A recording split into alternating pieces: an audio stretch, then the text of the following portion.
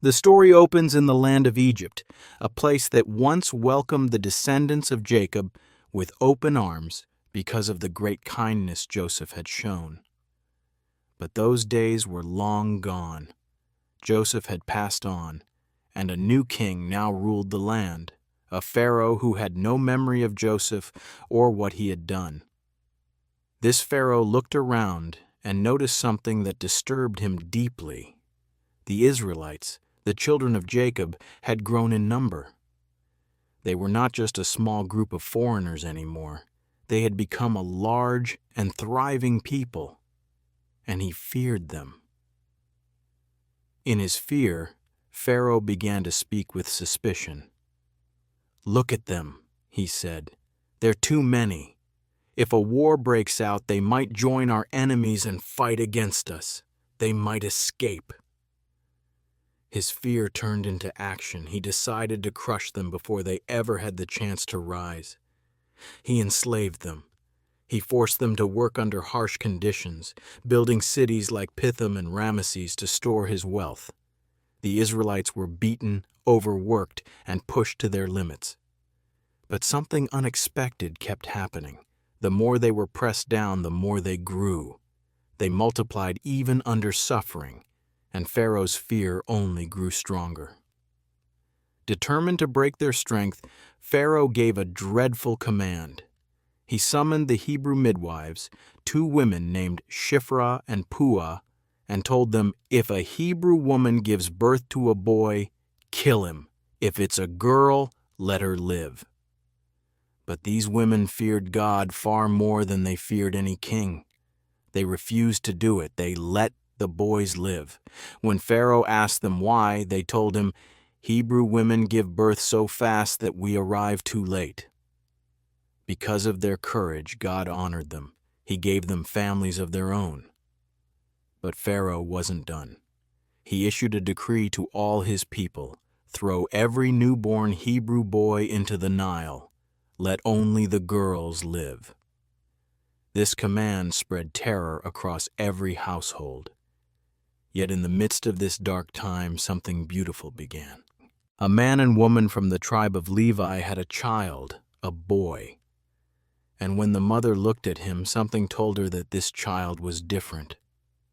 She hid him for 3 months. But as the child grew and his cries became louder, she knew she couldn't hide him anymore. So she made a small basket from papyrus and sealed it with tar to keep water out. She placed the baby inside, laid the basket gently among the reeds of the Nile, and stepped back. Watching from a distance was the baby's sister, her eyes scanning the water. Then a surprising moment unfolded. Pharaoh's daughter came down to the river to bathe. She spotted the basket among the reeds and sent her servant to retrieve it. When she opened it, she found a crying baby boy. Something stirred in her heart. She knew this was a Hebrew child, but instead of turning away, she felt compassion. Just then, the baby's sister stepped forward and said, "Shall I find someone to nurse the baby for you?" Pharaoh's daughter agreed, and the girl brought back her own mother, the baby's mother. So the child was nursed and cared for by his own family until he grew older. Then he was brought to Pharaoh's daughter, and she adopted him as her own. She named him Moses, saying, "I drew him out of the water." Moses grew up in the royal palace, surrounded by wealth and power, but his heart was never far from his people. As he grew into a man, he went out one day and saw how the Hebrews were being mistreated. He witnessed an Egyptian striking a Hebrew slave. Moses looked around, saw no one, and acted. He killed the Egyptian and hid the body in the sand. The next day he tried to break up a fight between two Hebrews, but one of them turned to him and said, "Who made you ruler over us? Are you going to kill me like you did the Egyptian?" Moses froze. The secret was out. News reached Pharaoh, and Pharaoh wanted him dead. Moses had no choice. He fled Egypt. He ran far into the desert, into the land of Midian. There, Exhausted and alone, he rested by a well. 7 daughters of a priest named Reuel, also called Jethro, came to the well to draw water, but some shepherds came and tried to push them away. Moses stepped in. He defended the women and helped them water their flocks. When they returned home early, their father asked what had happened. They told him about Moses. Jethro invited Moses to stay with them. Over time, Moses married one of the daughters, Zipporah, and they had a son. Moses named him Gershom, saying, "I have been a stranger in a foreign land." Meanwhile, back in Egypt, the Israelites continued to suffer. Their cries filled the land. They groaned under the weight of slavery, and their voices rose up to heaven. God heard them. He remembered his promises to Abraham, Isaac, and Jacob. He saw their pain, and he was moved to act. One day, Moses was tending his father-in-law's sheep near Mount Horeb, the mountain of God. As he led the sheep, something strange caught his eye, a bush that was on fire but wasn't burning up. He moved closer to see it, and then a voice called out from the flames, "Moses! Moses!" Moses replied, "Here I am." The voice said, "Do not come any closer. Take off your sandals, for you are standing on holy ground." Then the voice continued, "I am the God of your father, the God of Abraham, the God of Isaac, and the God of Jacob." Moses hid his face. He was afraid to look at God. Then God spoke again. "I have seen my people suffering in Egypt. I have heard their cries. I know their pain, and I have come down to rescue them. I will lead them to a land filled with good things, flowing with milk and honey." Then came the call, "Moses, I am sending you to Pharaoh. You will bring my people out of Egypt." Moses was stunned. "Why me?" he asked. "Who am I to do this? Why would Pharaoh even listen to me?" God answered, "I will be with you, and here is the sign. When you bring the people out of Egypt, you will worship me on this mountain." Still unsure, Moses asked, "What if they ask me your name? What should I tell them?" God replied with words that would be remembered forever. "I am who I am. Tell them I am has sent me to you." Then God added, "Tell them the Lord, the God of your fathers, the God of Abraham, Isaac, and Jacob, has sent you." God instructed Moses, "Gather the elders, tell them God has seen their suffering, and declare that he will bring them out of Egypt." But he also told Moses the truth. Pharaoh would not let them go easily. God would need to stretch out his hand, perform signs and wonders, and only then would Pharaoh release them. And when the people finally left, they would not go empty-handed. The Egyptians would give them treasures, silver, gold, and clothing, as they walked away from slavery into freedom. Moses stood before that burning bush, listening to the voice of the living God. His life in Midian, his quiet days as a shepherd were now behind him. He had been called for something far greater. A deliverer was rising, and the journey to freedom was about to begin. Moses was still, standing near that burning bush, the flames flickering but not destroying the branches. Everything about that moment felt bigger than him. God had just called him to lead a whole nation out of Egypt, out of slavery, out of suffering, and into freedom. But Moses didn't feel brave. He didn't feel qualified. He looked down at his hands and then up at the fire and said, "But what if they don't believe me? What if they say I made all this up, that you never spoke to me?" God didn't scold him. Instead, he gave Moses something to hold on to, signs that would prove God was really the one sending him. "What's that in your hand?" God asked. Moses glanced down. "A staff," he said. "Throw it on the ground," God instructed. Moses obeyed. The staff hit the ground and turned into a snake. Moses jumped back in fear, but then God said, "Pick it up by the tail."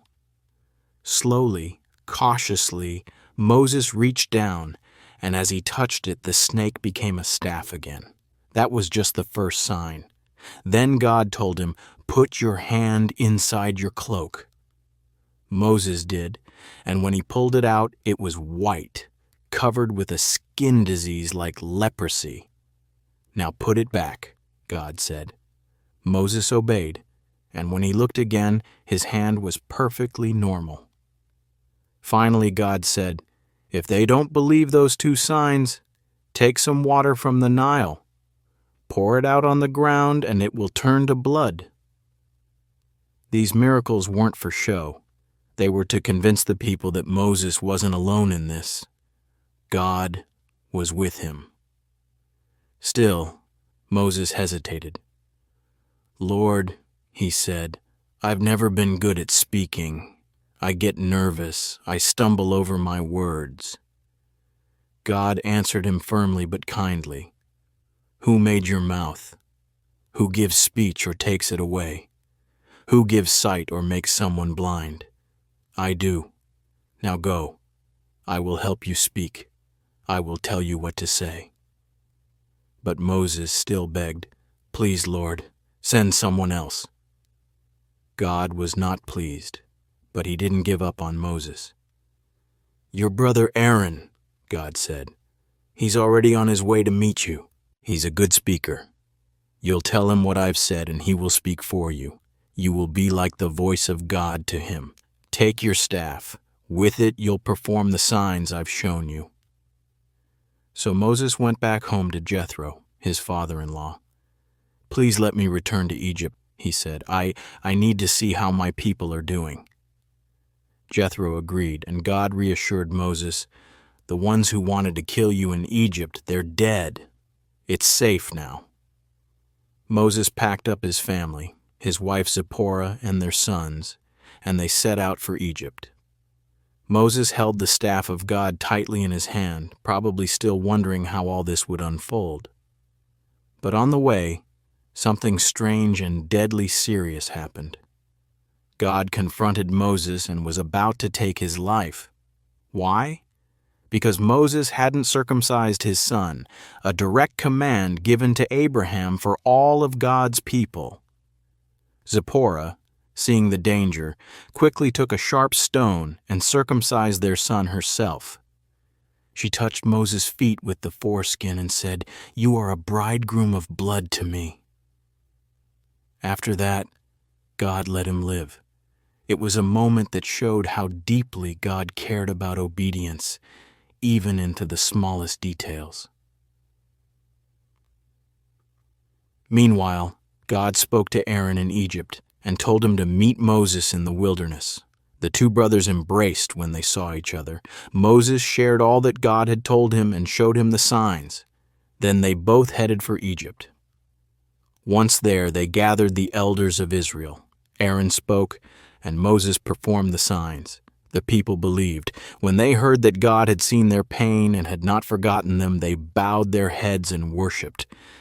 It was the first spark of hope they had felt in a long time.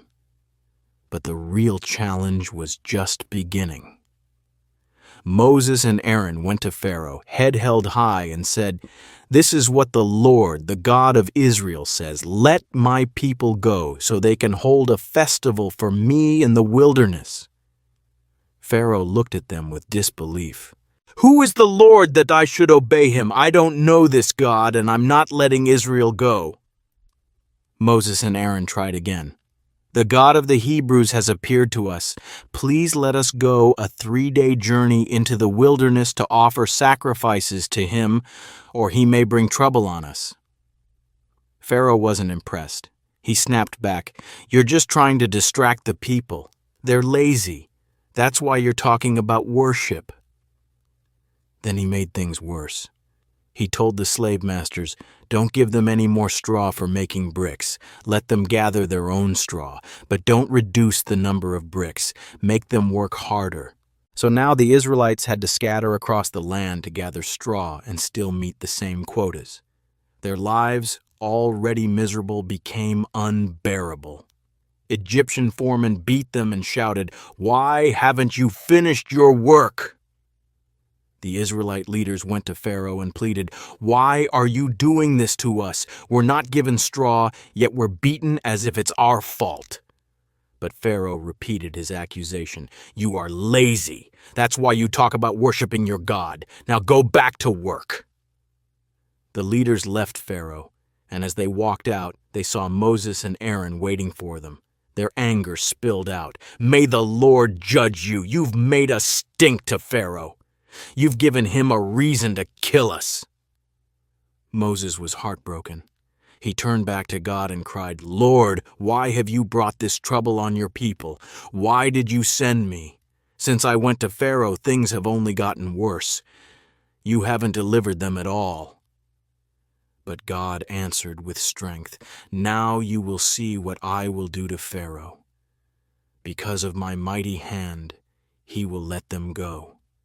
In fact, he'll force them out." God reminded Moses of who he was. "I appeared to Abraham, Isaac, and Jacob. I made promises to them to give their descendants the land of Canaan. I heard the cries of my people in Egypt, and I haven't forgotten. I am the Lord." Then came a message of hope. "I will bring you out from under Egypt's heavy load. I will rescue you from slavery. I will redeem you with power and strength. I will claim you as my people, and I will be your God. You will know that I am the Lord. I will bring you into the land I promised and give it to you as your own." Moses shared this with the people, but their pain ran deep. The hard labor had crushed their spirits, and they couldn't even listen anymore. Still, God repeated his command to Moses, "Go to Pharaoh and tell him to let my people go." Moses hesitated again. "If my own people won't listen, why would Pharaoh? I'm not even good at speaking." But God wasn't letting go. He reminded Moses of the role he had given him. "You will speak for me. Aaron will be your voice. I have chosen you both. Go." At this point, the Bible pauses to give us a genealogy, a list of names showing exactly where Moses and Aaron came from. It traces their family line back to Levi, the third son of Jacob. This wasn't just a list of names. It was proof that these men were part of the priestly line, chosen for this very mission. The rescue mission was in motion. God had chosen his messengers. Pharaoh had hardened his heart. The people were weary, but heaven had not turned away. What began at a burning bush was now leading into a spiritual battle. And soon, all of Egypt would witness what happens when the true and living God fights for his people. Moses stood in the presence of God once more, still unsure, still battling that deep question inside. What if Pharaoh doesn't listen? But God didn't leave room for hesitation. He laid it out plainly. "Moses, I've made you like a ruler to Pharaoh. Your brother Aaron will speak for you like a prophet. You will say exactly what I tell you, and Aaron will deliver the words. Pharaoh won't listen at first. I will make his heart stubborn. But my signs and wonders will grow greater with each moment, and in the end, Egypt will know who I am." With that command, Moses and Aaron set out. They weren't young men. Moses was 80, Aaron was 83. They weren't warriors or politicians, but they were about to confront the most powerful ruler on earth. Their first meeting with Pharaoh was tense. Just as God had instructed, when Pharaoh demanded a sign, Aaron threw down his staff. In front of everyone, the staff twisted and slithered into a live snake. Pharaoh quickly summoned his magicians. With their tricks and secret knowledge, they did the same. Each of their staffs became a serpent. But something no one expected happened. Aaron's serpent slithered forward and swallowed all of theirs whole. It was clear who held true power. But Pharaoh didn't budge. His heart was closed off. Then God gave Moses his next mission. Go to Pharaoh in the morning. You'll find him at the Nile. Take the staff with you and tell him this. The Lord, the God of the Hebrews, says, "Let my people go so they can worship me. You refuse to listen. Now watch what I will do." God told Moses to raise the staff and strike the Nile. And when he did, the water turned red, thick, dark, and undrinkable. Fish floated to the surface, dead. The river gave off a terrible stench. Egypt's lifeline had been cut off. Still, Pharaoh didn't give in. His magicians managed to mimic the sign with their spells, and that gave Pharaoh an excuse to walk away. For a full week, the Egyptians dug around the Nile, desperate for water. But Pharaoh's heart stayed the same. Then came the second plague. God said, "Tell Pharaoh, if he refuses again, frogs will swarm his land." And that's exactly what happened. Frogs poured out from rivers, ponds, and canals. They hopped into houses, climbed onto beds, snuck into ovens and kneading bowls. The entire land seemed to pulse with green, slippery movement. Even Pharaoh was disturbed. He called for Moses and Aaron. "Pray to your God," he pleaded. "Make the frogs go away, and I will let your people go." Moses asked when he'd like it done, and Pharaoh said, "Tomorrow." So Moses prayed, and by the next day the frogs were gone. But once again, when things improved, Pharaoh changed his mind. Next, God instructed Moses to tell Aaron to strike the ground. As Aaron did, the dust turned into gnats. Tiny, biting insects filled the air and covered every person and animal. This time, Pharaoh's magicians tried to replicate the miracle, but they couldn't. They turned to Pharaoh and whispered, "This is the finger of God." But Pharaoh's heart still locked tight. Then God sent another warning. He told Moses to go back to Pharaoh early the next morning. Tell him, "If you don't let my people go, I will send swarms of flies. But I will make a difference this time. In Goshen, where my people live, there will be no flies." And God kept his word. In Egypt, the buzzing swarms were everywhere, clouds of insects crawling through homes, spoiling food, driving people mad. But Goshen was quiet, still, safe. Pharaoh started to bend under pressure. He called Moses and said, "You can sacrifice to your God, but do it here, in Egypt." Moses refused. "What we do would be offensive to your people. We must go 3 days into the wilderness." Pharaoh agreed, on the condition that they come back. Moses prayed, and the flies vanished. But Pharaoh went back on his promise. Then God sent another plague, this time against Egypt's livestock. He warned Pharaoh ahead of time, "If you do not let the people go, every horse, donkey, camel, cow, and sheep in Egypt will get sick and die. But in Goshen, not a single animal would be harmed." And that's exactly how it happened. The Egyptians' livestock dropped one after another, but when Pharaoh sent messengers to Goshen, he found that not one animal had even gotten sick. Still, Pharaoh refused to let the Israelites go. Then came something even more painful. God told Moses and Aaron to take soot from a furnace and toss it into the air in front of Pharaoh. As the fine dust spread through the wind, it caused painful boils to break out on people and animals. The skin of the Egyptians was covered in sores. Even the magicians who once copied God's signs were now too sick to stand in front of Moses. But Pharaoh's heart still didn't soften. God told Moses that he was allowing this stubbornness so that his power could be fully seen. Not just by Egypt, but by generations to come. It was as if each plague was building toward something greater. Then came a direct and serious warning.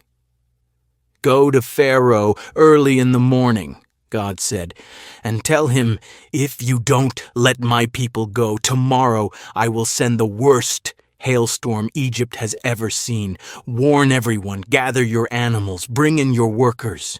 Whatever is left outside will be struck down.'" Some of Pharaoh's officials had started to pay attention. They believed the warning. They ran to bring their servants and livestock inside, but others laughed it off and left everything out in the open. When Moses raised his staff, the sky roared, thunder cracked, bright flashes of lightning lit up the heavens. And then the hail came. Chunks of ice crashing down, smashing crops, breaking trees, killing animals and people.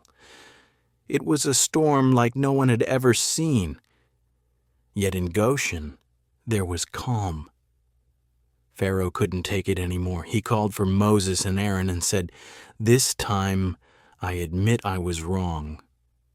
Pray to your God. Tell him to stop the storm. I'll let your people go."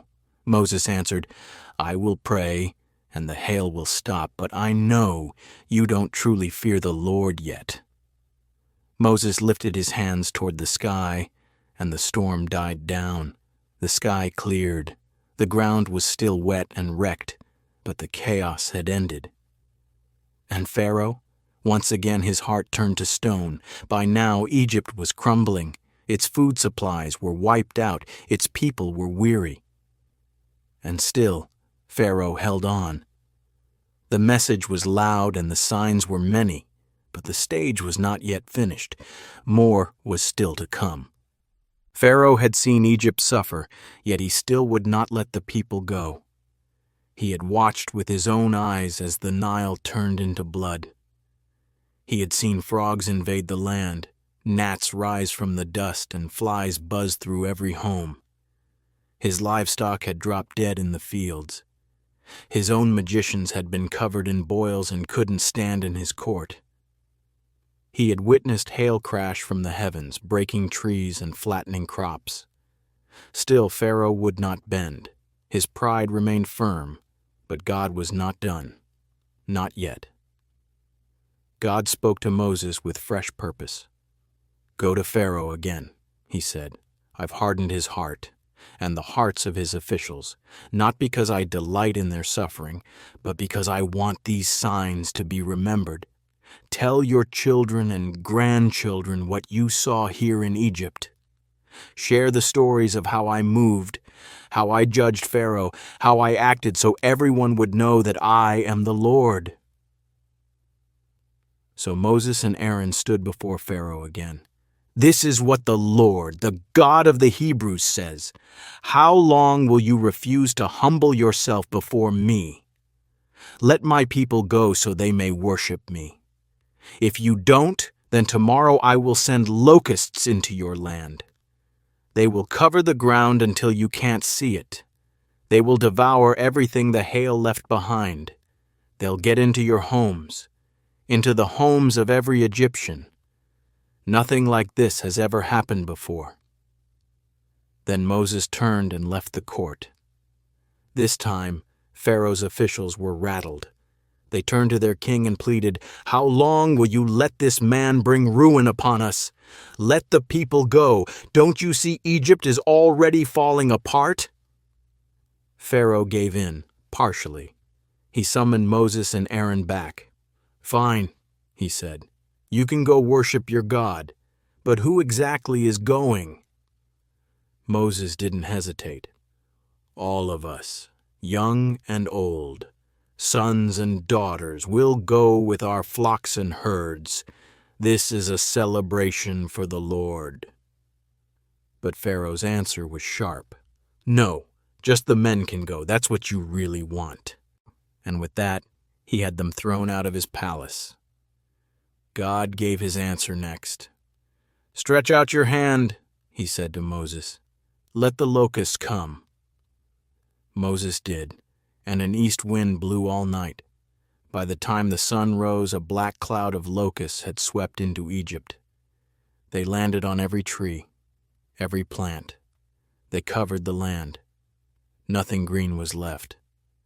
Whatever hope remained after the hail was gone now, eaten down to the stem. This time, Pharaoh panicked. He sent for Moses and Aaron. "I have sinned against your God and against you," he said. "Please forgive me once more. Pray that he takes this plague away." Moses prayed, and God sent a west wind that blew every locust into the Red Sea. Not one remained. But when Pharaoh saw relief, he changed his mind again. His heart, once again, refused to yield.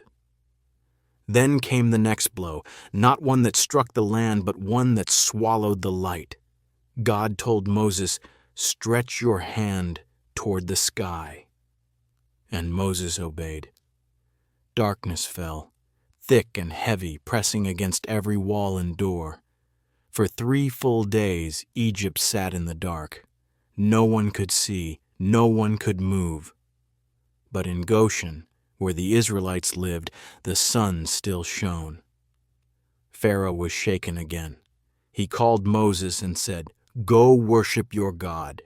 You can even take your children, but your animals stay behind." Moses stood firm. "We must take everything. We don't know what the Lord will ask of us until we get there." Pharaoh's patience snapped. "Get out of my sight. If you ever come back, it will be the last time. The day you see my face, you die." Moses didn't flinch. "You're right. I will not see your face again." Then God gave Moses one final message, one last warning before the night everything would change. "I will bring one more plague on Pharaoh and Egypt," he said. "After this, Pharaoh will not just let you go, he'll drive you out. Tell every Israelite man and woman to ask their Egyptian neighbors for gold and silver." God gave the Israelites favor with the people. Even Pharaoh's officials now respected Moses. Everyone could feel it. God was about to move in a way no one could deny. Moses delivered the final message. "At midnight, the Lord will pass through Egypt. Every firstborn son will die. From Pharaoh's own heir to the firstborn of the prisoner in the dungeon. Even the firstborn of the animals will die. There will be cries throughout the land, cries louder than anything Egypt has ever heard. But not one dog will bark among the Israelites. Not one sound of harm will touch God's people. Then you will know that the Lord makes a difference between Egypt and Israel." "This month marks a new beginning," God said. "On the 10th day, each family must select a lamb, a year-old male without defect. Keep it until the 14th day. Then at twilight, slaughter it. Take its blood and apply it to the doorframes of your houses." God continued, "On that night I will pass through Egypt. I will strike down every firstborn. But when I see the blood on your doors, I will pass over you. No destruction will touch your homes." He told them how to eat the lamb, roasted over fire, never boiled or raw. Along with it, they would eat bitter herbs and bread made without yeast.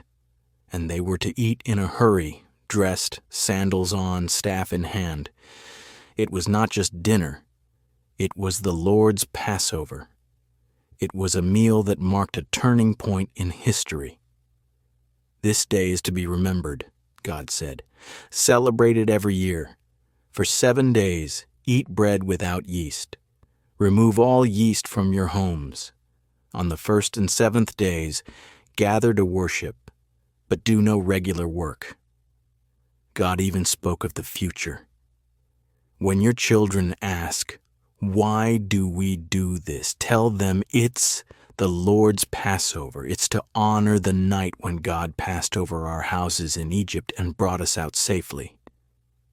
That night came, midnight fell, and as the land slept, the Lord moved through Egypt. Firstborn sons died in every house, from the palace to the prison, even the animals. Cries filled the night, grief that reached into every street and home. Pharaoh rose in the dark and sent for Moses and Aaron. His words were desperate. "Leave! Take your people. Take your flocks. Take everything. Go worship the Lord as you asked, and bless me too." The Egyptians urged them to go. "Leave quickly," they said. "We're all going to die if you stay." The people didn't even have time to let their bread rise. They wrapped their dough in cloth and carried it on their shoulders. They packed what they could. And as they left, they asked their Egyptian neighbors for silver, gold, and clothing. The Egyptians gave it willingly. So it happened, just as God had said. About 600,000 men, plus women and children, walked out of Egypt that night. They had been there for 430 years. And on that very night, God delivered them. It was a night of watching, a night of deliverance, a night that would be honored for generations. And God gave one last instruction. No outsider may eat the Passover meal unless he becomes part of my people. The same law applies to everyone who joins the covenant. The Israelites listened. They obeyed. That night the Lord watched over them, and from then on Israel would always watch on that night, remembering the night they walked free. The night was finally over, but the world felt different. The cries in Egypt had fallen silent, and in the hush of early morning, the Israelites stood blinking in the new light of freedom. Pharaoh had given the word, "Go." After 430 years, their chains were gone. No more bricks, no more taskmasters, no more beatings in the heat of the sun.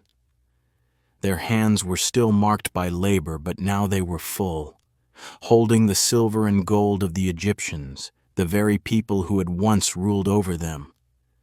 Their hearts raced with emotion, relief, wonder, joy, and even fear.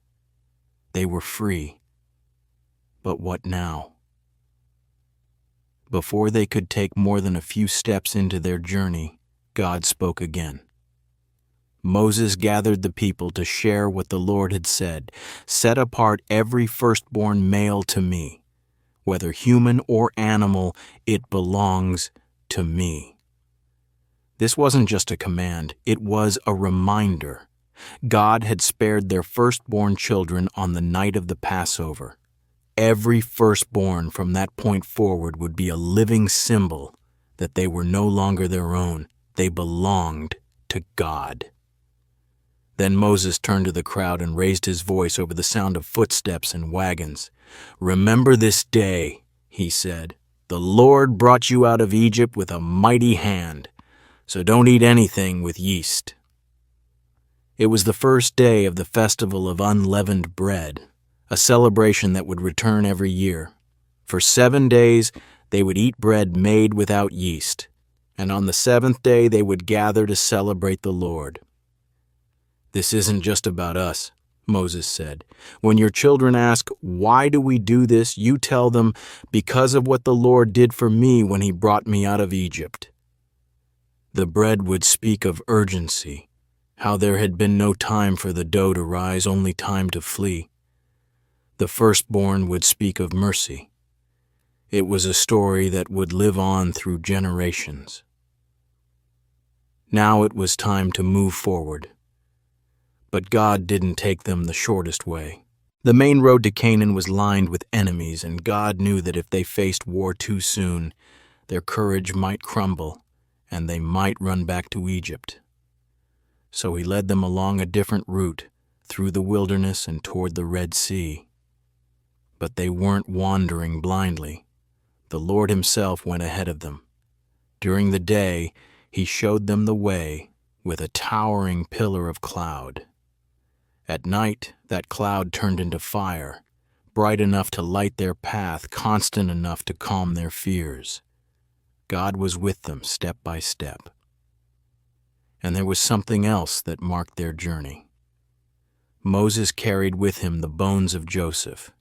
Years ago, Joseph had made them promise, "When God delivers you, take my bones with you." Now that promise was being fulfilled. Joseph's bones were going home. As the people moved through the wilderness, God spoke again to Moses. "Turn back and camp near the sea, opposite Baal-zephon. Pharaoh will think you're lost. Then I will harden his heart and he will chase after you. But through this I will be honored, and Egypt will know that I am the Lord." And that's exactly what happened. Back in Egypt, Pharaoh's mood changed. He looked at his officials and shouted, "What have we done? We've let our slaves go." Fueled by anger and regret, Pharaoh summoned his army. He took 600 of his best chariots, along with every other chariot in the land, and thundered out of Egypt, determined to bring the Israelites back. In the distance, the Israelites saw the cloud of dust rising. They heard the distant rumble of horses and wheels. Fear gripped the camp. Panic spread like wildfire. "Why did you bring us here?" they shouted at Moses. "Weren't there enough graves in Egypt? We told you to leave us alone." But Moses stood tall, his voice steady in the storm of fear. "Don't be afraid. Stand still. Watch what the Lord will do today. The Egyptians you see now, you will never see again. The Lord will fight for you. You just be still." Then God spoke. "Why are you calling out to me? Tell the people to move forward. Raise your staff. Stretch out your hand over the sea and divide it. The people will walk through on dry ground." And then God moved. The angel of the Lord who had been leading them shifted to the back of the camp.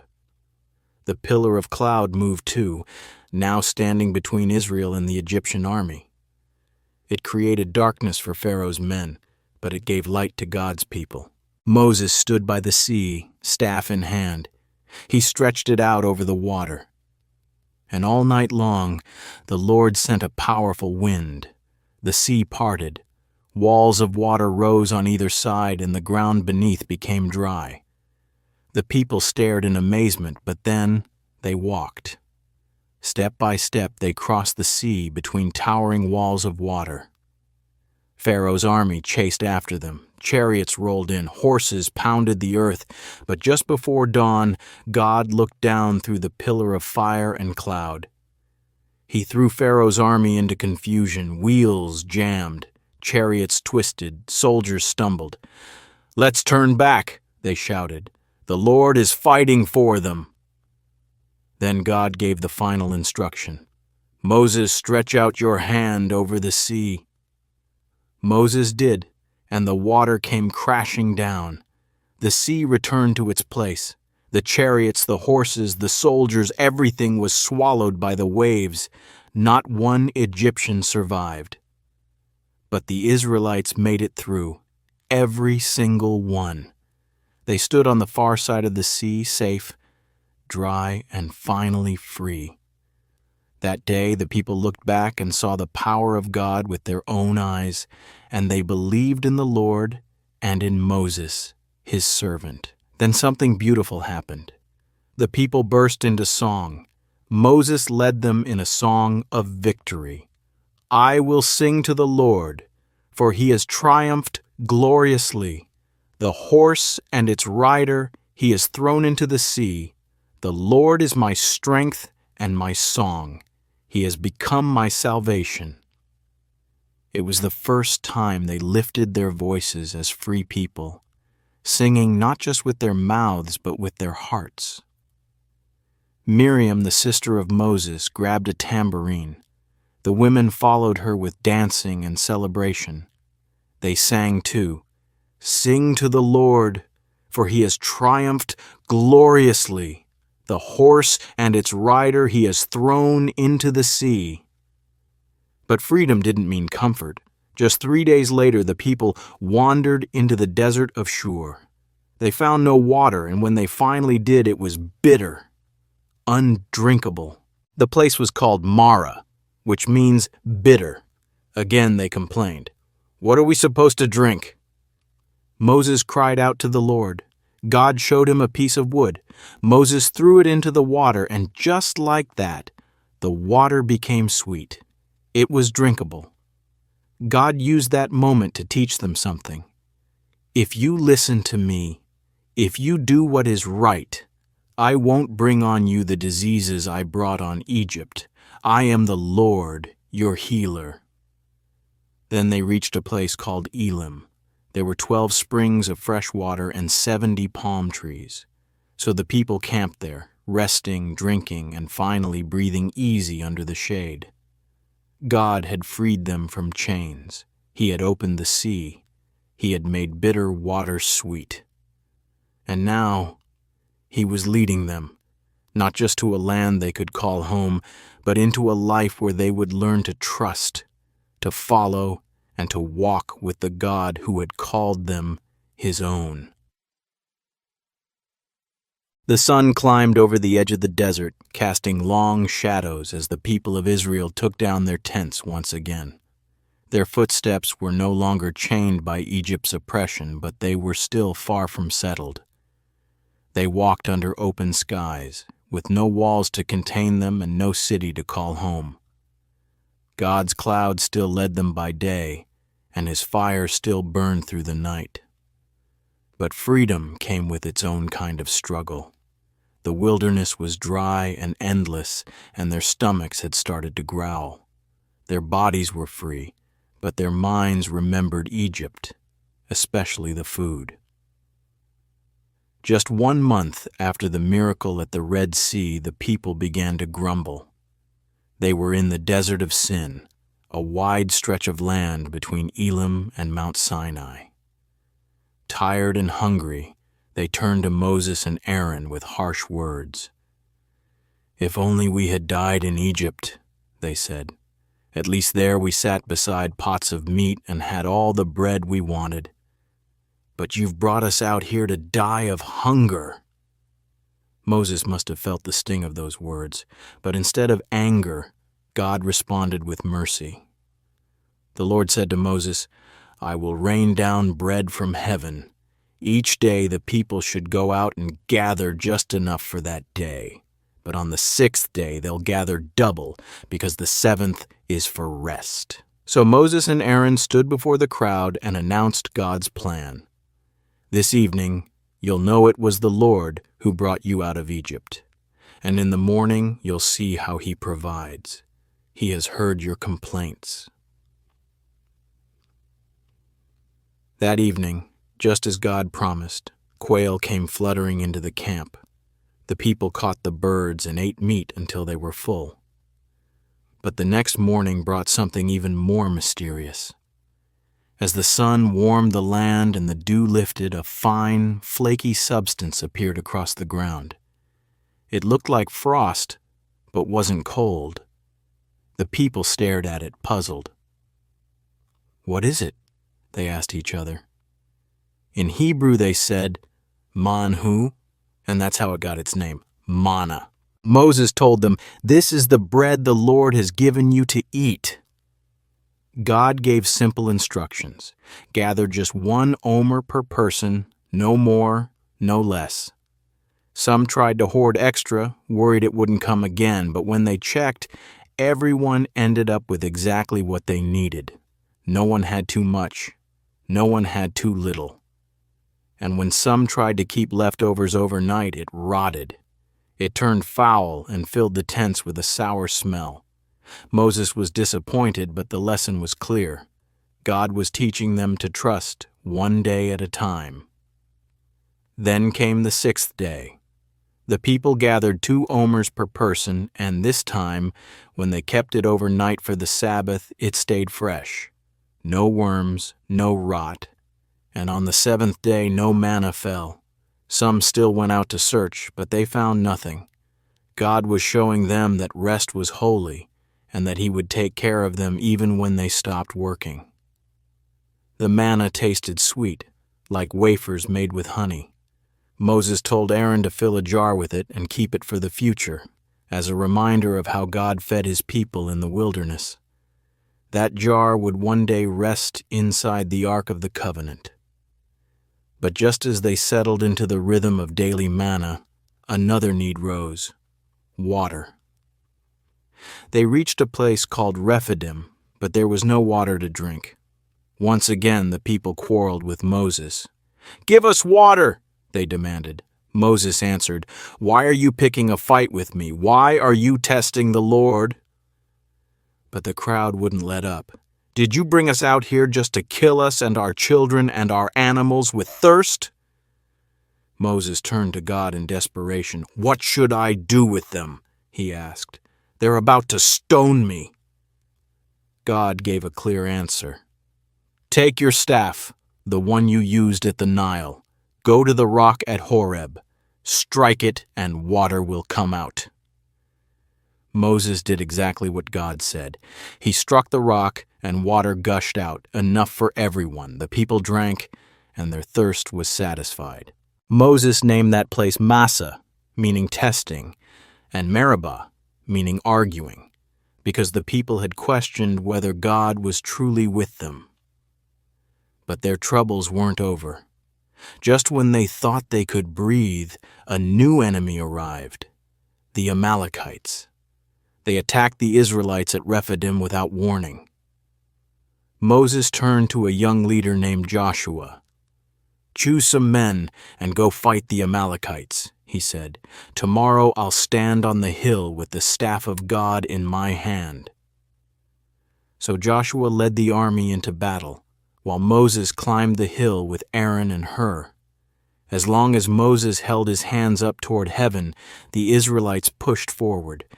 But when his arms dropped from exhaustion, the tide turned, and Amalek gained ground. Aaron and Hur saw what was happening. They found a large stone for Moses to sit on, and then stood on either side of him, holding up his arms, one on the left, one on the right. His hands stayed steady until sunset, and by the end of the day, Joshua and his fighters had won.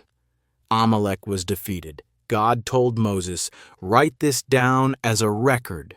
I will completely wipe out the memory of Amalek from the earth." Moses built an altar and named it Yahweh Nissi. "The Lord is my banner." He said, "The Lord will always be against Amalek, from generation to generation."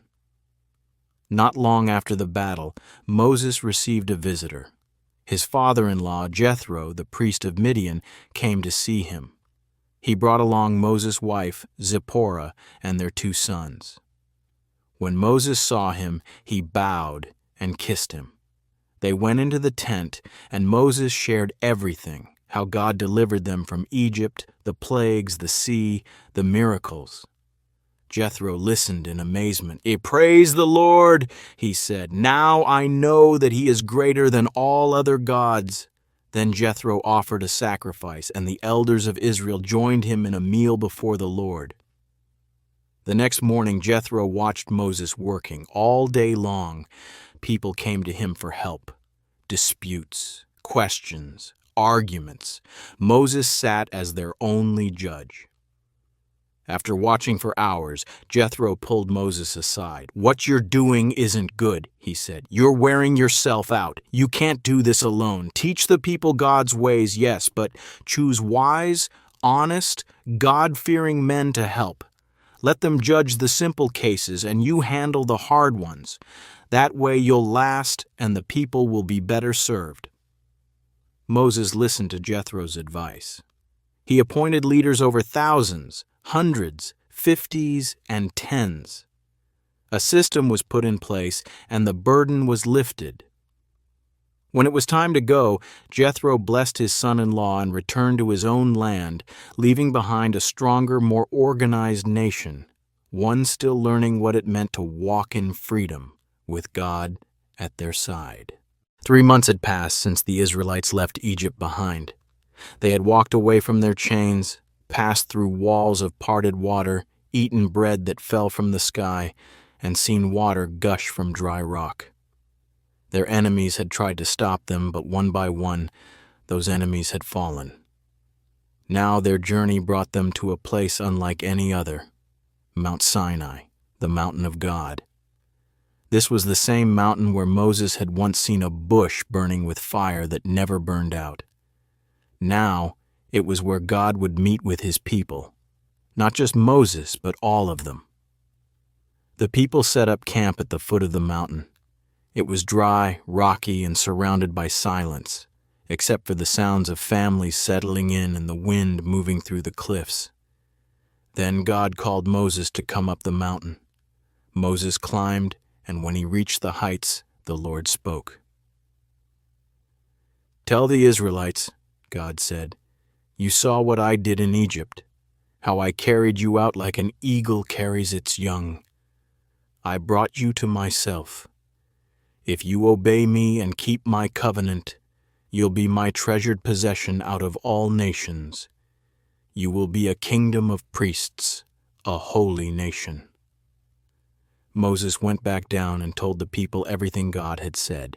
Their response was united and strong. "We will do everything the Lord has spoken." Then God told Moses something new. "I'm going to speak to you in a thick cloud. The people will hear me talking to you and they will believe you, but first they need to get ready."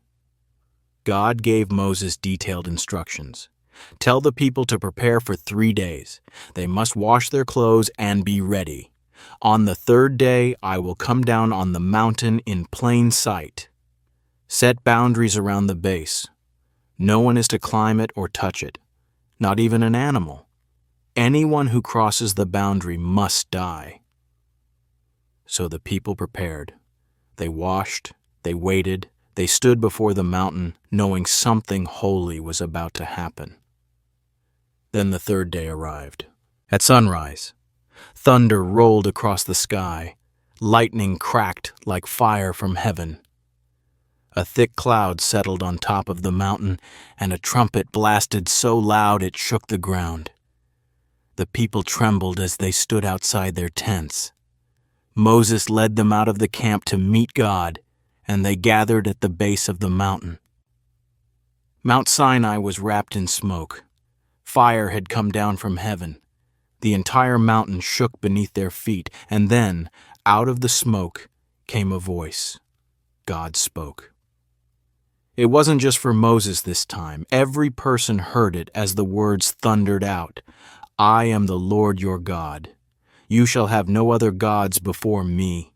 You shall not make idols or bow down to images. You shall not misuse the name of the Lord your God. Remember the Sabbath and keep it holy. Work for 6 days, but rest on the 7th. Honor your father and your mother. You shall not murder. You shall not commit adultery. You shall not steal. You shall not lie about your neighbor. You shall not covet what belongs to your neighbor." Each word came with fire, cloud, and trembling ground. The people stood frozen. Their hearts beat fast. Fear rose like smoke among them. They turned to Moses and cried, "Please speak to us yourself. Don't let God speak to us directly or we'll die." But Moses answered gently, "Don't be afraid. God came to show you his greatness, so that his presence will guide you away from sin." Then, while the people stood at a distance, Moses stepped forward into the thick darkness where God was waiting. There, God gave him more laws, not only about worship, but about how they were to live with one another.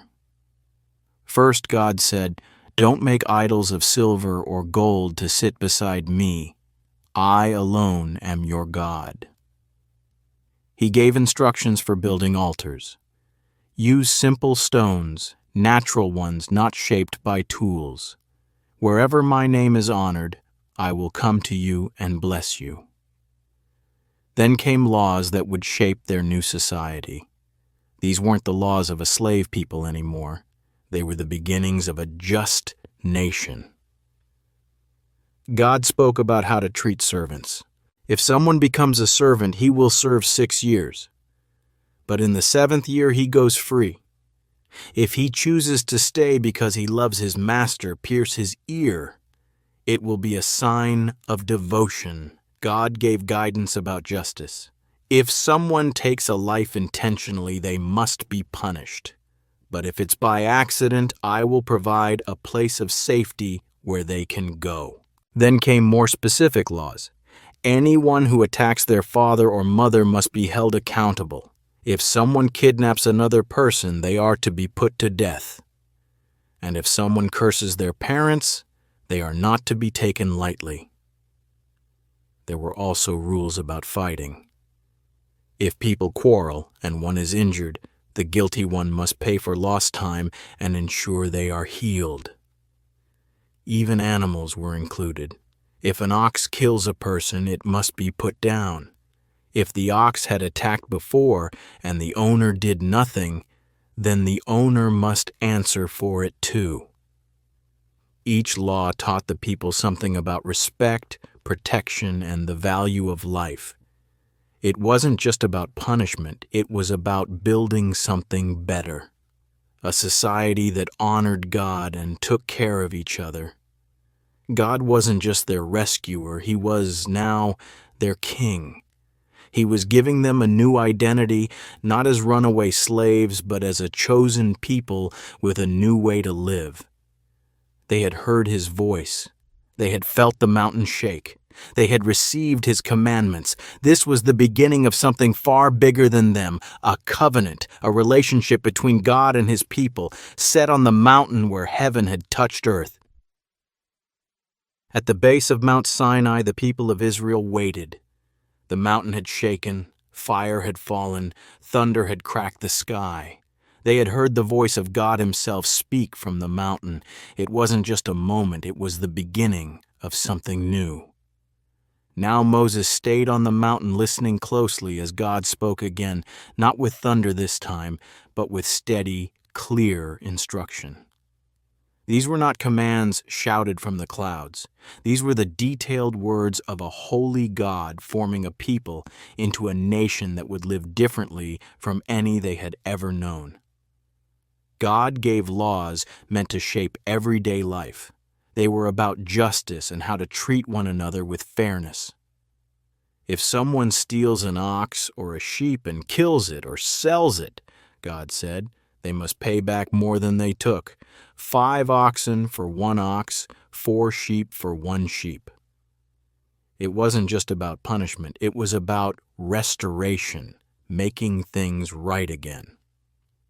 God also gave laws for when accidents happened. If a fire broke out and burned a neighbor's field, the one who started it had to take responsibility. If someone borrowed an animal or stored something for a friend and it got lost or damaged, there were ways to settle the matter. God was laying out a path where peace could grow even after conflict. And he didn't just care about property, he cared about people, especially the vulnerable. Do not mistreat or take advantage of a stranger, he said. You were once strangers in Egypt. Don't hurt widows or orphans. If they cry out to me, I will hear. I will act. He gave instructions for lending. If someone is poor and you lend them money, don't act like a lender. Don't charge interest. If you take their cloak as a guarantee, give it back by nightfall. It might be the only thing they have to sleep in. These weren't cold laws.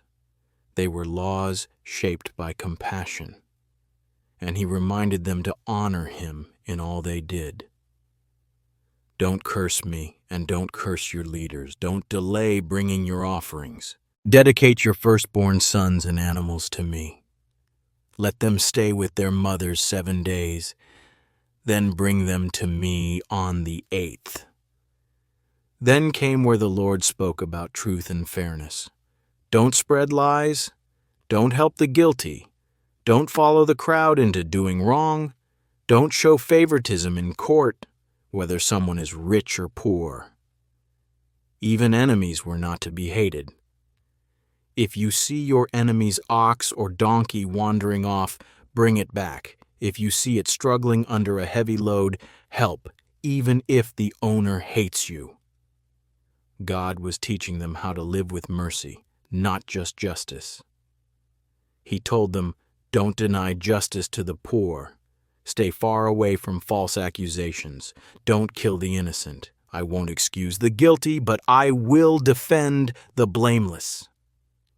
Then he gave commands about the land. For 6 years you may plant and harvest. But in the 7th year, let the land rest. Let the poor eat what grows on its own. Let the wild animals eat what's left. Even the soil was given a Sabbath. And just like time was divided for work and rest, so was the week. Work 6 days, rest on the 7th. Your workers, your animals, even the foreigners among you, they all need rest. God gave them festivals to celebrate. The festival of unleavened bread, to remember the Exodus. The festival of harvest, to celebrate their first crops. And the festival of ingathering, at the end of the year, when all the crops were gathered in. No one should come to me empty-handed, God said. These feasts weren't just rituals, they were reminders of who He was and how He had provided. And then God gave a promise. I will send an angel before you to guard you and lead you to the land I have prepared. Obey him, for my name is in him. He warned them not to follow the ways of the people they would encounter in the new land. Tear down their altars, break their idols, worship only me. Then he promised blessings that would come with obedience. I will bless your food and water. I will keep you healthy. No one among you will miscarry or be barren. I will give you long life. I will send fear ahead of you and drive out your enemies slowly as you grow strong enough to take the land. But he gave one final warning. Don't make treaties with the people of the land or worship their gods. Don't let them remain among you, or they will turn your hearts away from me. Then we come commitment, where everything God had said would be sealed with a promise. God told Moses, bring Aaron, Nadab, Abihu, and 70 elders up the mountain, but only you may come near. So Moses went down and told the people all the words the Lord had spoken. And the people, with one voice, said again, we will do everything the Lord has said. Moses wrote down all the words. Then early the next morning he built an altar at the foot of the mountain. Around it he set up 12 pillars, one for each tribe. Young men offered sacrifices. Moses collected the blood from the offerings, pouring half of it on the altar. Then he read from the book of the covenant, all the laws and promises they had just received, and the people said again, we will do everything the Lord has said, we will obey. Moses then sprinkled the blood on the people and said, this is the blood of the covenant the Lord has made with you. It was the sealing of a sacred bond, a people bound to their God, not just by freedom, but by faith and obedience. Then Moses, Aaron, Nadab, Abihu, and the 70 elders climbed partway up the mountain. And there, something incredible happened. They saw God. They didn't die. Instead, they saw something beneath him like a pavement of sapphire, blue and clear like the sky. And they sat there in his presence. They ate. They drank. The same people who had once made bricks in Egypt now dined with God on his holy mountain. Then God called Moses even higher. Come up and stay here. I will give you the tablets of stone with the law and commands I have written. So Moses rose with his young assistant Joshua. Before leaving, he told the elders, wait here. If you need anything, go to Aaron and Hur. Moses climbed higher, and the cloud of God covered the mountain. For 6 days the people watched from below as the cloud sat heavy on the peak. Then on the 7th day the Lord called to Moses from the middle of the cloud. From where the people stood, it looked like a blazing fire at the top of the mountain. Moses stepped into the cloud and disappeared from their sight. And there he stayed, 40 days and 40 nights, alone with God, learning more about the future of a people just beginning to understand what it meant to be free, and what it would take to stay close to the one who had set them free. Moses stood wrapped in the thick cloud at the top of Mount Sinai. The thunder had stopped, and the fire that once danced on the mountain had faded into silence. But the moment was no less powerful. Now God was speaking clearly, slowly giving Moses instructions that would shape how his people would worship him, not just for a season, but for generations. "Tell the Israelites to bring me an offering," God said. "Everyone whose heart is willing may give." And with that, he listed the materials he desired: gold and silver, bronze, blue and purple and scarlet yarn, fine linen, goat hair, ram skins dyed red, strong leather, acacia wood, olive oil, spices, incense, onyx, and other precious stones. These weren't just supplies, they were gifts from the heart, offered by people who had been rescued and now wanted to give back. Everything God asked for had a purpose.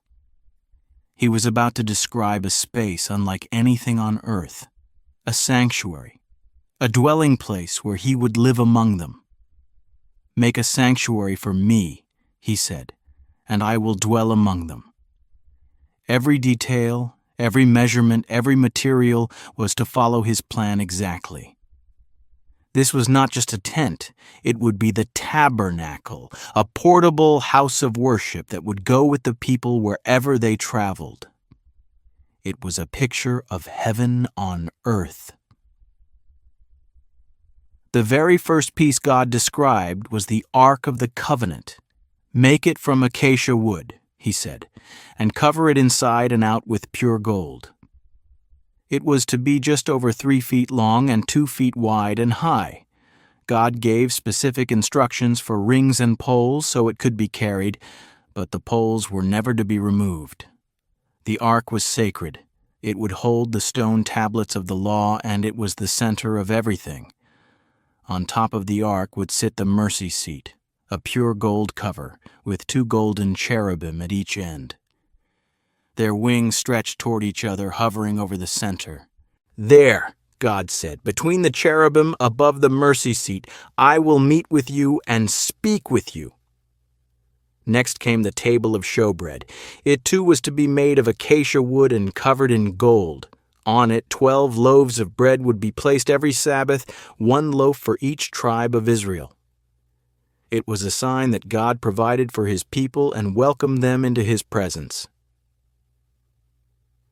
Then God described the golden lampstand. It was to be made of pure gold, beaten from one solid piece.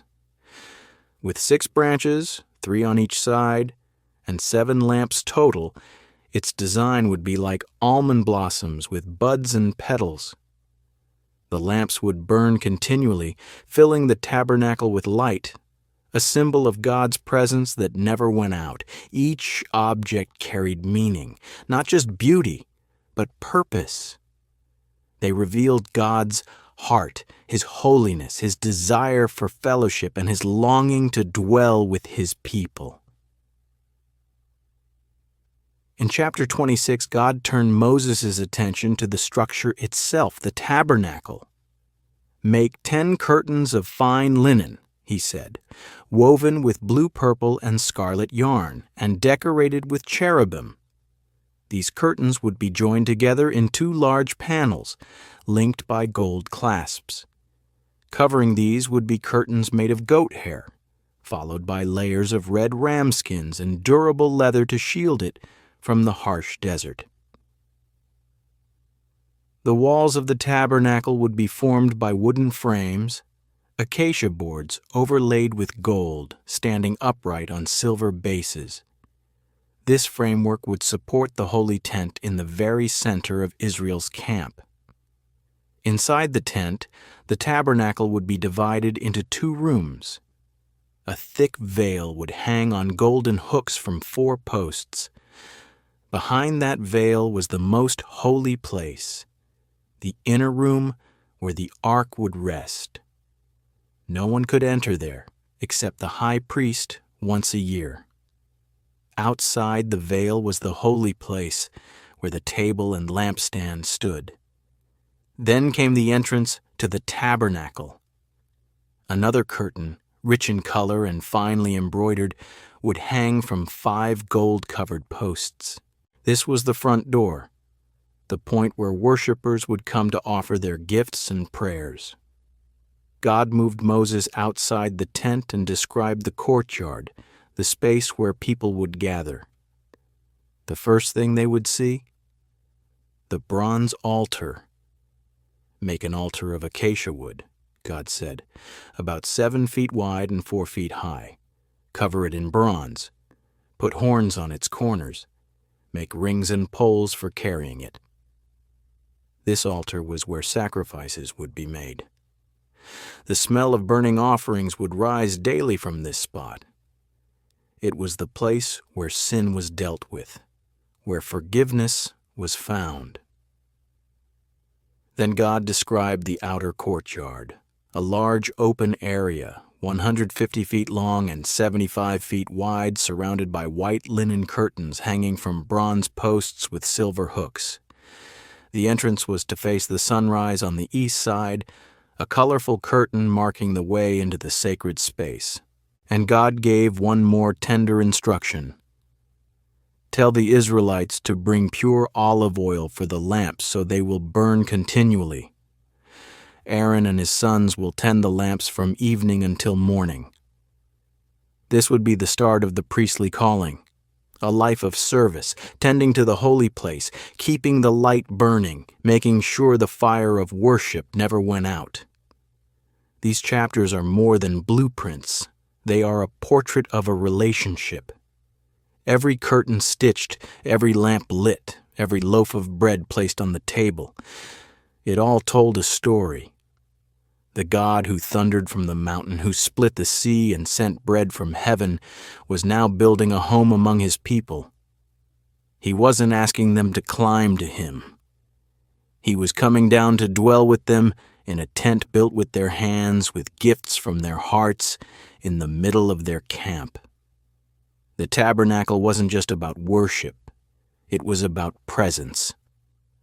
God was drawing near, and everything inside, every item, every beam, every drop of oil pointed ahead to something even greater, someone greater, who would one day walk among his people, not in a tent, but in flesh. Moses was still up on Mount Sinai, surrounded by the thick cloud of God's presence. There was no thunder now, no fire rolling through the sky, just the steady voice of God, speaking instructions that would shape Israel's worship for generations. The tabernacle had been described, every thread and every beam. Now God began to speak about the people who would serve in that sacred space. The priests. Bring your brother Aaron to me, God said, and with him his sons, Nadab, Abihu, Eleazar, and Ithamar. They are to serve me as priests. God wasn't choosing a king or a warrior. He was choosing a family to stand before him on behalf of the people. This wasn't a position of power. It was a calling of service and holiness. Then God said something beautiful. Make sacred garments for Aaron, to give him dignity and honor. These weren't ordinary clothes. They were to be woven with intention, each thread a reminder of the weight and glory of the work Aaron would carry. First came the ephod, a kind of outer vest made from rich materials, blue, purple, and scarlet yarn, finely twisted linen, and even gold thread. It had shoulder straps with onyx stones, and on those stones were engraved the names of the 12 tribes of Israel. When Aaron walked into the holy place, he carried the people of God on his shoulders. Then came the breastpiece, square and folded double, secured to the ephod by gold chains. In it were 12 precious stones, sardius, topaz, emerald, and more, each one engraved with the tribe's name. It rested right over Aaron's heart. When he stood before God, he bore the entire nation there, close to his chest. Inside the breastpiece were 2 special objects, the Urim and Thummim. They weren't ordinary items. They were used to seek God's will in difficult decisions. This reminded everyone that even the leaders must listen for God's guidance. The robe beneath the ephod was deep blue, and around its hem were woven pomegranates of blue, purple, and red, with little gold bells between them. Every step Aaron took would make a soft sound. It let the people know he was alive and ministering inside the sacred space. God also described a turban to be placed on Aaron's head. Fastened to the front was a pure gold plate engraved with the words, "Holy to the Lord." It was a daily reminder that everything Aaron did, every word, every offering, every step, was for God. Aaron's sons would also wear special garments, fine linen tunics, sashes, and caps. Their clothing, like their calling, was to be treated with dignity and respect. Worship, God was showing them, wasn't casual. It was personal. It was sacred. Then God gave Moses instructions for how to ordain Aaron and his sons, how to set them apart for this holy work. It wasn't a public show. It was a spiritual ceremony rich with meaning. They were to bring a young bull and 2 rams and bread without yeast. At the entrance of the tabernacle, Aaron and his sons would first be washed with water. This wasn't just about physical dirt. It was a sign of spiritual cleansing, a fresh start before stepping into God's presence. After washing, Moses would dress Aaron in his holy garments, each layer, each piece, a declaration of his new role. Then he would pour oil over Aaron's head. The oil wasn't ordinary either. It was a sign that Aaron had been chosen and anointed by God. Aaron's sons were dressed in their tunics, and then came the offerings. First, the bull was sacrificed as a sin offering. Its blood was placed on the horns of the altar, and the rest was poured at its base. Its meat and hide were burned outside the camp. This was about dealing with sin, cleansing the past before stepping into something new. Then one of the rams was offered as a burnt offering, completely consumed by fire, a gift to God alone. Its smoke rose from the altar, a symbol that the offering had reached heaven. The second ram was for their ordination. Moses took some of its blood and touched the right ear, right thumb, and right big toe of Aaron and his sons. It may seem strange, but it was deeply meaningful. Their hearing, their actions, and their steps all now belonged to God. Then Moses placed parts of the ram and special bread into Aaron's hands and lifted them in a wave offering, moving them before the Lord as a sign of dedication. What they were given, they gave back first to God. After this, the meat was cooked and eaten by Aaron and his sons at the entrance of the tabernacle. And for 7 days, this entire process was repeated. Every morning and every evening it was done again, sealing their calling, preparing their hearts, and setting them apart for the lifelong service of God. God also gave a command for the daily rhythm of sacrifice. 2 lambs, one in the morning, one at twilight, were to be offered every single day. Alongside the lambs came flour, oil, and wine. These weren't just rituals, they were reminders of relationship, a way to keep the connection with God fresh and alive every day. And then came a promise. I will meet you there. I will dwell among the Israelites. I will be their God. They will know that I brought them out of Egypt to live among them. God wasn't finished yet. He gave Moses instructions for more sacred items. The altar of incense was next. Made of acacia wood and overlaid with gold, it was to stand just outside the veil that separated the holy place from the most holy place. Each morning and each evening Aaron would burn fragrant incense on it.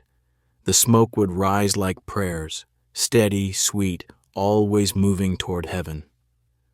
But not just any incense could be used. God gave a specific recipe, and he warned, "Don't make this for yourselves. It's holy. It belongs to me."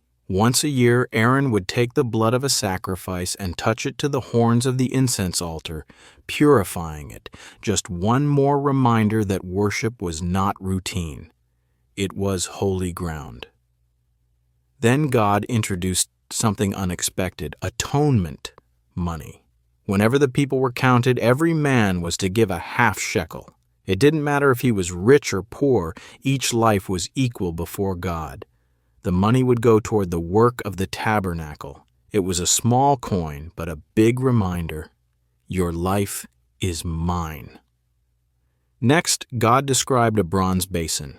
Before Aaron or his sons stepped into the tabernacle or approached the altar, they had to stop and wash their hands and feet.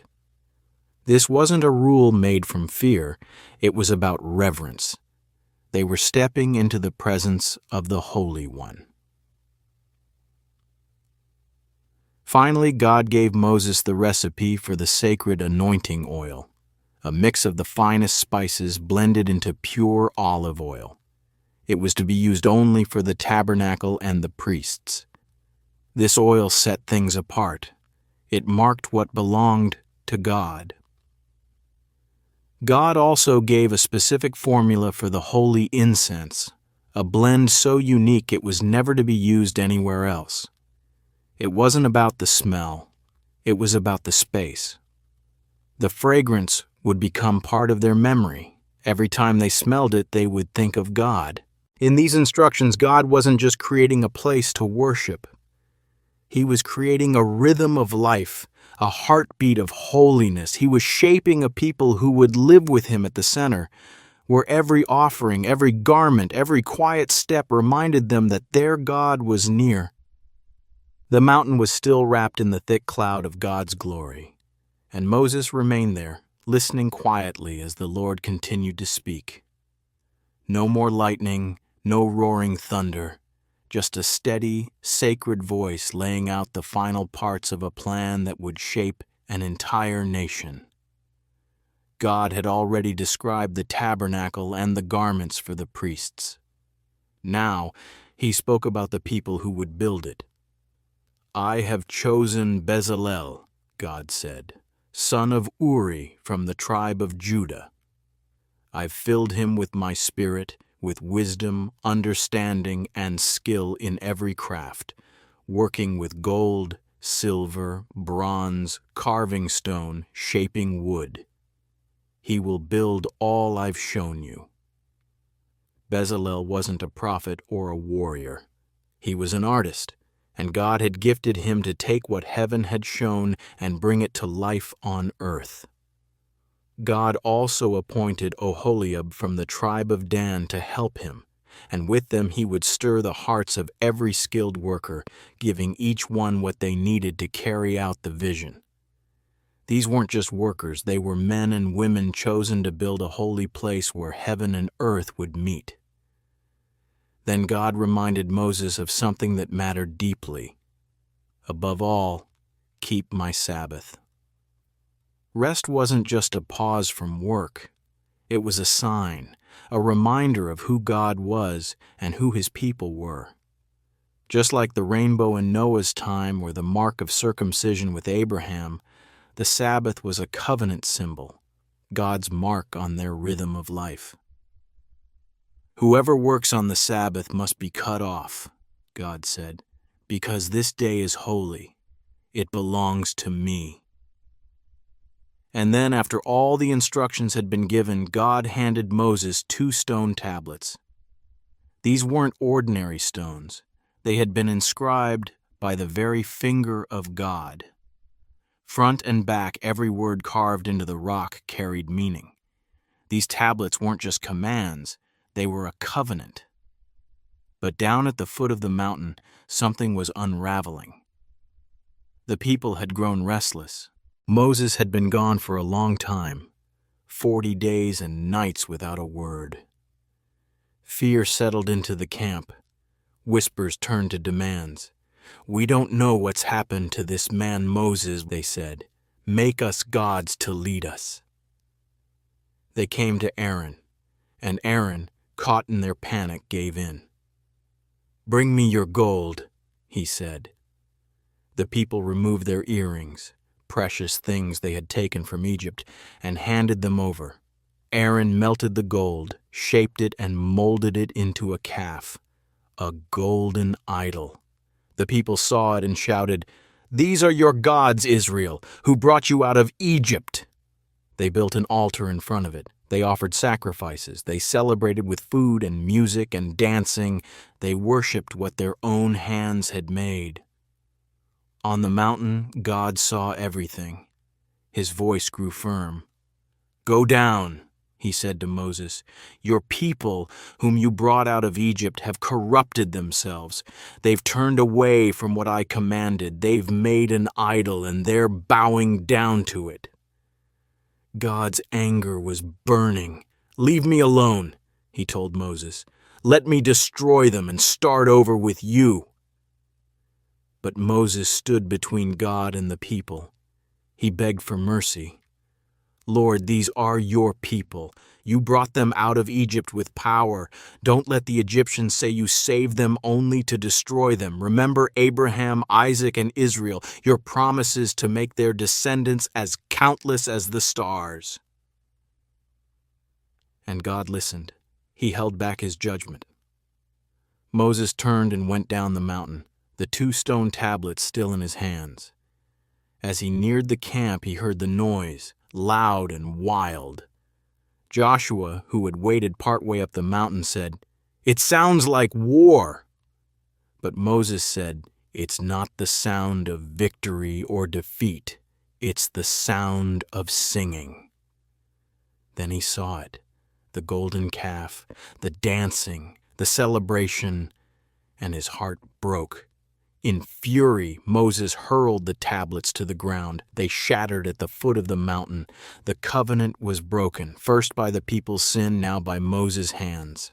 He took the calf, burned it, ground it to powder, and scattered the ashes in the water. Then he made the people drink it. He turned to Aaron. "What did these people do to you that you led them into such sin?" Aaron answered with excuses. "You know how they are," he said. "They gave me gold. I threw it into the fire, and out came this calf." Moses wasn't buying it. He stepped to the entrance of the camp and called out, "Whoever is for the Lord, come to me." The tribe of Levi stepped forward. Moses told them, "Take your swords, go through the camp, put an end to the rebellion." It was a hard and painful day. Around 3,000 people died. Afterward, Moses spoke to the Levites. "Today you've been set apart for the Lord. You stood with him, even against your own brothers and friends." The next day, Moses went back up the mountain to talk to God. His heart was heavy. "What a terrible sin these people have committed," he said. "They made gods of gold. But now, please forgive them. And if you won't, then erase my name from your book." God replied, "Whoever has sinned against me will be erased. But go now, lead the people to the land I promised. My angel will go ahead of you, but when the time is right, I will deal with their sin."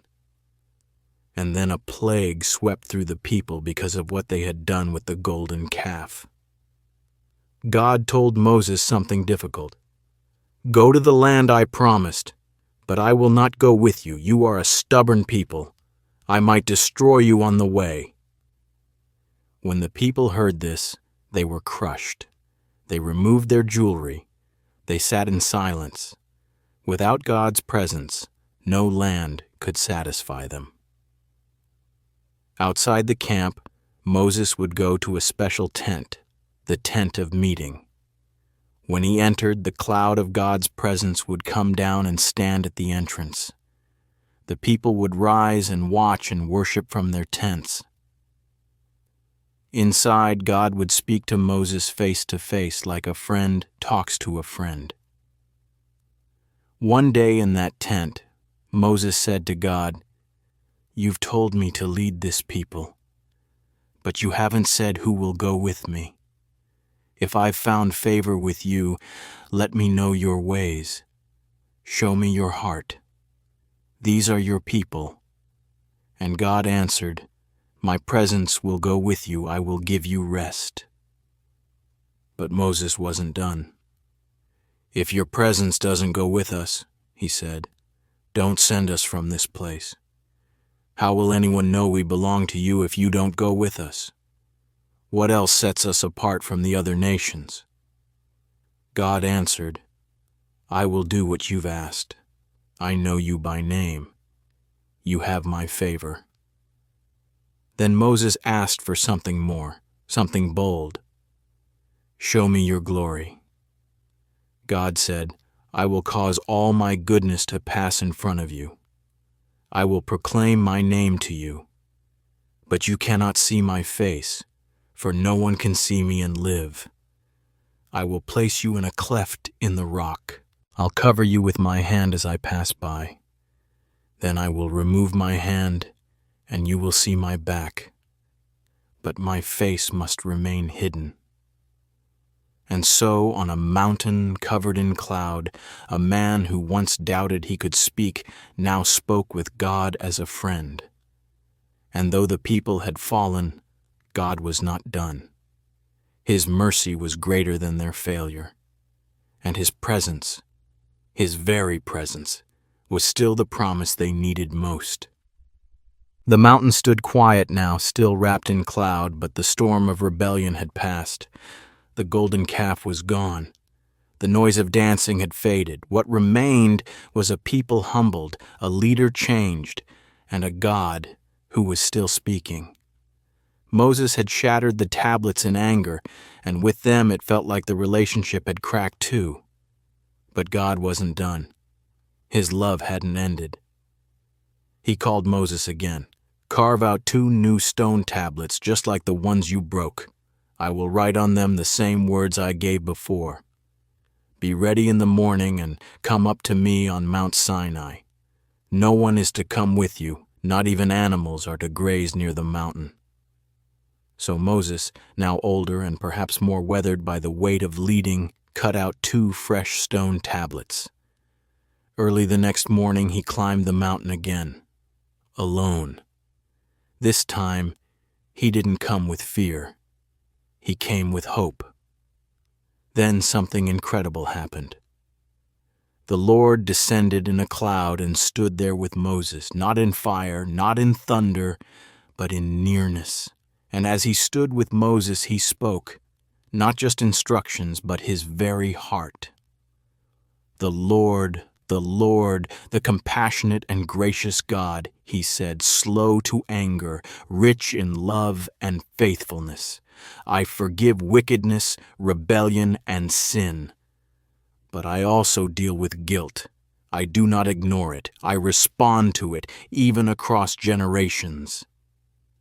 Moses fell to the ground. He didn't argue. He didn't plead this time. He worshiped.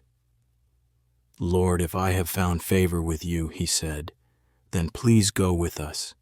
Yes, we are a stubborn people, but forgive our sin. Take us as your own."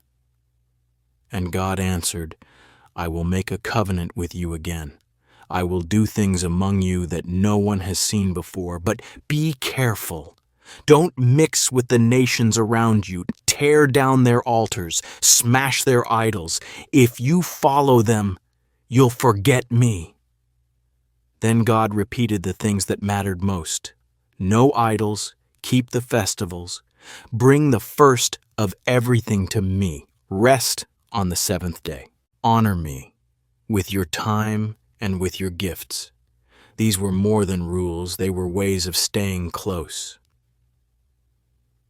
Write these words down, God said. They are the terms of my covenant with you. So Moses stayed there for 40 days and 40 nights. He didn't eat, he didn't drink, he just listened. And when it was time to leave, God wrote again, his own words on the new stone tablets.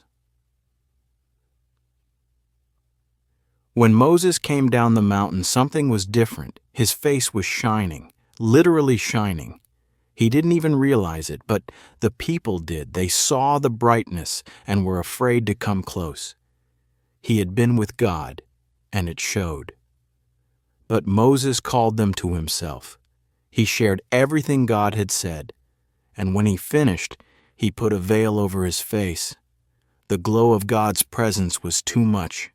He would only remove the veil when he went in again to meet with the Lord. Then Moses gathered the people. "These are the words God has given us," he said. He started with the Sabbath. 6 days you may work, but the seventh is for rest. It's holy to the Lord. Don't even light a fire on that day. Then he spoke about the tabernacle again. God has asked us to build a dwelling place for his presence, but he wants this to come from the heart. If you are willing, bring an offering: gold, silver, linen, wood, spices, and stones. And if you have a skill, come and use it. Help build what God has shown us: the tent, the ark, the table, the lamps, the altar, and the garments for the priests. And the people responded.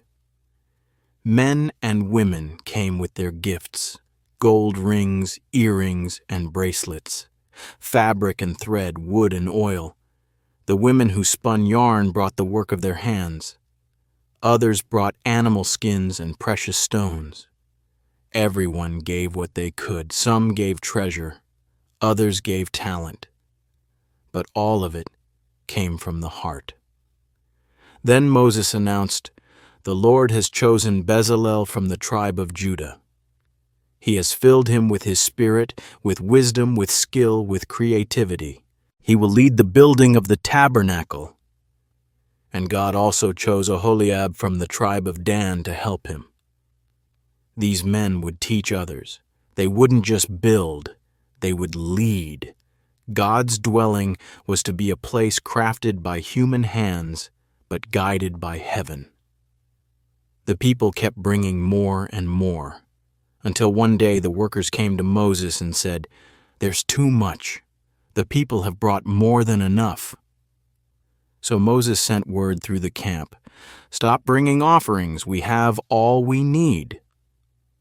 Then the work began. They crafted the 10 curtains, woven with blue, purple, and scarlet yarn, decorated with cherubim. They made coverings from goat hair, dyed ram skins, and durable leather. The wooden frames were shaped from acacia wood, each piece overlaid with gold. They joined everything with loops and clasps, just as God had shown. Every stitch, every board, every clasp was handled with care. The work was holy.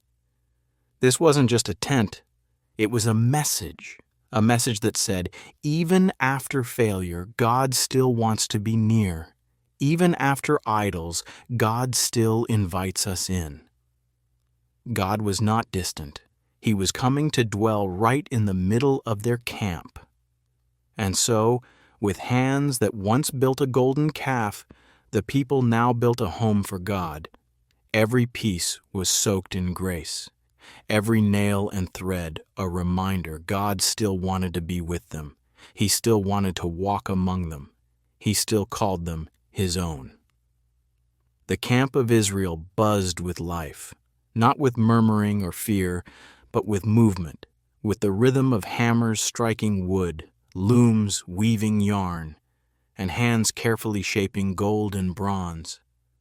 The people who had once been forced to mold bricks under the cruel eye of Pharaoh were now freely building something different, something sacred. Every beam, every curtain, every thread was part of a bigger picture, a home for God among them. At the center of it all was Bezalel. He wasn't a soldier or prophet, but an artist, gifted by God himself with skill, understanding, and vision. Bezalel began with the most holy item of all, the Ark of the Covenant. This wasn't just a chest, it was the heart of the tabernacle. He built it from acacia wood and overlaid it with pure gold, inside and out. On top he placed the mercy seat, 2 golden cherubim with wings spread out facing each other, their gaze fixed on the space between them. That space was where God said he would meet them. Then came the table of showbread. Like the ark, it was made of wood and gold. It was built with care, designed to hold 12 loaves of bread, 1 for each tribe of Israel. The bread wasn't just food. It was a sign of God's constant provision, a reminder that he would never forget them.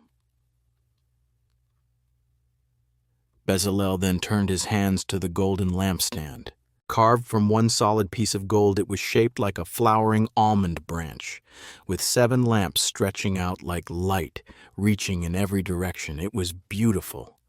And more than that, it was functional. It gave light inside the tabernacle where no windows existed. It was a symbol of God's guidance and presence. Next came the altar of incense. It stood before the veil that separated the holy place from the most holy place. Every morning and every evening, incense would rise from this altar, sweet and steady, just like the prayers of the people ascending to heaven. Bezalel also mixed the holy anointing oil and prepared the incense, using the exact ingredients God had given to Moses. These weren't ordinary scents or oils. They were set apart, meant only for worship, carrying a fragrance that would become forever linked with God's presence. Then the team moved to the outer courtyard. They built the bronze altar, larger and stronger, covered in bronze instead of gold. This was where the sacrifices would be made. The altar had horns on each corner and a bronze grate inside, but blood would be poured here. Offerings would burn. It was the place where forgiveness met fire. They also crafted the bronze basin for the priests to wash their hands and feet before entering God's house. It was made from polished bronze mirrors, donated by the women who served at the entrance of the tabernacle. These mirrors, once used to see their own reflections, were now used to prepare the priests to stand before God. The courtyard came next, an open space surrounded by tall linen curtains held by bronze posts.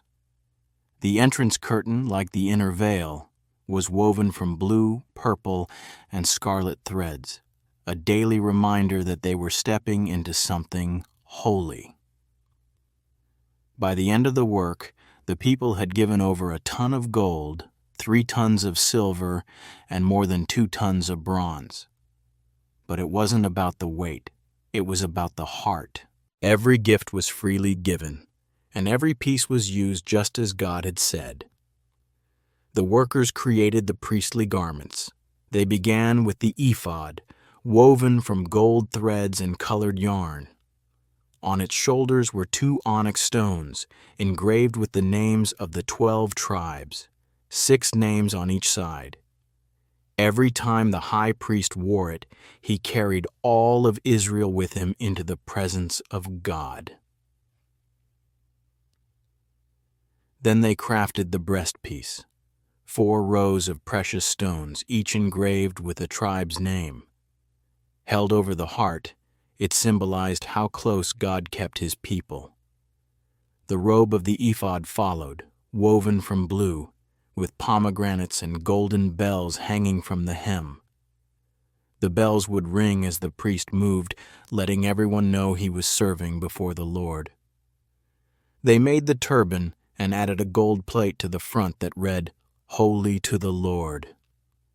Everything about the priest, from his head to his robe, belonged to God. When the work was finally done, the people brought it all to Moses: the curtains, the ark, the altars, the lampstand, the garments, every single piece. Moses inspected everything, and he found it was all done exactly as God had commanded, not one thread out of place. So Moses blessed them. Then we reach chapter 40, the final chapter of Exodus. The Lord spoke again, "Set up the tabernacle on the first day of the first month, a new year, a new beginning." So Moses did exactly as he was told. He set up the wooden frames. He hung the curtains. He placed the Ark of the Covenant in the most holy place and hung the veil in front of it. He arranged the table of showbread and set the bread on it. He lit the lampstand and placed the altar of incense in front of the veil. He set the bronze altar and basin in the courtyard, anointed everything with oil, and made it holy. Then Aaron and his sons came. Moses washed them, dressed them in their sacred garments, and anointed them for service. They were ready. And then it happened. The cloud, the same cloud that had led them out of Egypt, that had hovered over the mountain, came down and covered the tabernacle. The glory of the Lord filled the place so fully that not even Moses could enter. This was what it had all been for. God didn't just give them laws, He gave them Himself. And from that moment on, whenever the cloud lifted, the people packed up and followed. When the cloud stayed, they stayed. God was guiding them, not with maps or landmarks, but with His own presence. The book of Exodus closes with one final thought. So the cloud of the Lord was over the tabernacle by day, and fire was in the cloud by night, in the sight of all the Israelites during all their travels. From brick pits in Egypt to a shining tabernacle in the desert, the people had seen the hand of God. They had doubted, failed, and fallen. But He stayed. He was there, in the cloud, in the fire, in the tent at the center of their camp. Not distant, not silent, but near, always near. This is the end. If you found this video valuable, don't forget to give it a big thumbs up. It really helps share God's Word with more people. And if you haven't already, hit that subscribe button and turn on all notifications so you never miss out on powerful biblical teachings. Thanks for watching, and until next time, God bless you.